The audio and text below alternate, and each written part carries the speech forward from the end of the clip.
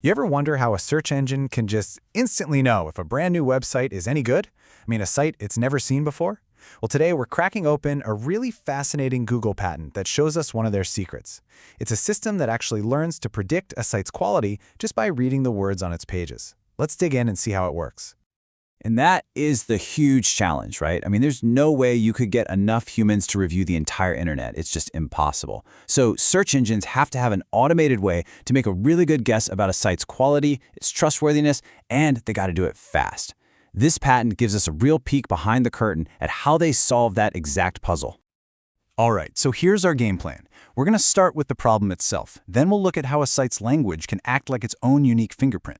After that, we'll walk through the two big steps the system uses. First, how it builds its brain, and then how it uses that brain to make predictions. And finally, we'll connect it all back to why this actually matters for the search results you and I see every single day. So at its heart, the problem is all about automation at a massive, massive scale. A search engine can't just sit around and wait for you and me to give feedback on every new site that pops up. It needs a way to form an initial opinion, one that's driven by data. And as this patent shows us, the very words a site chooses to use, they can be a huge clue. Honestly, this is the perfect way to think about it. The system learns, over time, that certain phrases, they tend to pop up on high-quality websites. Meanwhile, other phrases are way more common on the, let's say, lower-quality ones. It's not about any single magic phrase, but the overall pattern, the flavor of the language a website uses. Let's get into the real nuts and bolts of this thing. Now, the system isn't reading for meaning like a person would. Nope. Instead, it's hunting for statistical patterns in the text. It's creating what you could basically call a site's linguistic DNA, and the key component of that DNA is something called an n-gram. Okay, n-gram sounds super technical, I know, but it's really simple. It's just a short string of words that appear together. So a 2-gram could be customer service. A 3-gram might be award-winning design. You get the idea. These are the specific little fingerprints the system is built to find and analyze across millions and millions of sites. Okay, so the system is looking for these n-grams. But how in the world does it learn which ones signal quality and which ones don't? Well, this brings us to the first major phase, building the phrase model.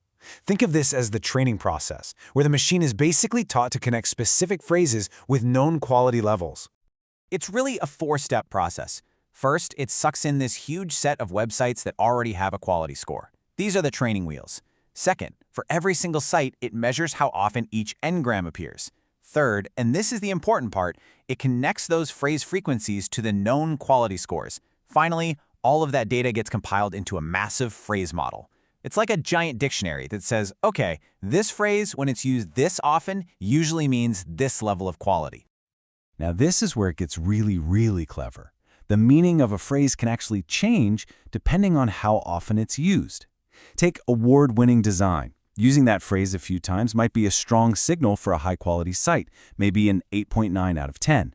But what if a site just spams that same phrase on every single page? Well, the system learns that that specific behavior is actually more common on slightly spammy, lower-quality sites, so the score drops to a 7.2. It's not just what you say, it's how you say it. And the system is also smart enough to learn what to just flat out ignore. Think about common phrases like on the or and it. They're everywhere, right? They don't give you any signal about quality at all. So the patent makes it clear that these neutral phrases get identified and tossed out because they're just noise.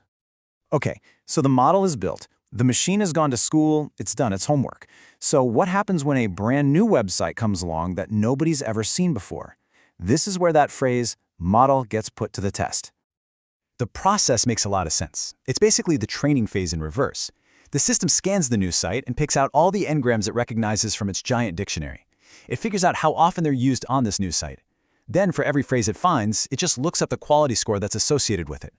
Finally, it takes all those individual scores and crunches them together to get a final, single prediction for the site's overall quality. And boom! That's it. The end result of this whole complicated process is one clean number. A predicted quality score generated completely automatically without a single human ever needing to visit that site. And that score can then be used by the search engine's other, bigger systems. Okay, this is all really cool from a tech perspective, for sure. But what does it actually mean for you when you're typing something into a search box? Why should you care about n-grams and phrase models? Well, here's the bottom line. This predicted score is a really important piece of a much larger puzzle. It becomes one of maybe hundreds of different signals that a search engine's main ranking algorithm looks at when it decides which pages to show you and in what order.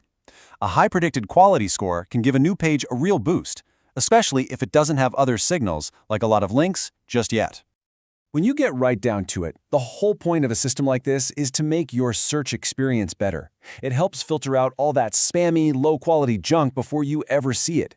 It lets the search engine find and show you brand new, high-quality stuff really fast, even from small, niche sites you've never heard of.